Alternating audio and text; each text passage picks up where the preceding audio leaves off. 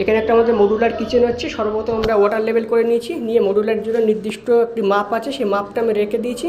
রেখে দিয়ে তারপর আমরা এখন ব্ল্যাক স্ট্যান্ডগুলো ফিটিংস করে নেব। 4টে স্ট্যান্ড আমরা ঠিক মেজারমেন্ট করে ওয়াটার লেভেল ঠিক রেখে, ওলন ঠিক রেখে, মাপ ঠিক রেখে এখন ফিটিংস করে দিয়েছি। এর উপরে এখন আমরা ব্ল্যাক স্টোনের টপ করব। দেখুন আমাদের দুই সাইডের ব্ল্যাক স্টোনের টপ বসানো কমপ্লিট হয়ে গেছে। এবারে আমরা এর উপরে গ্রানাইট পাথরটা বসাবো। তো গ্রানাইট পাথরটা আমাদের আজকে বসানো হবে না, আগামীকাল আপনারা দেখতে পাবেন পাথরটা কীভাবে আমরা বসাই।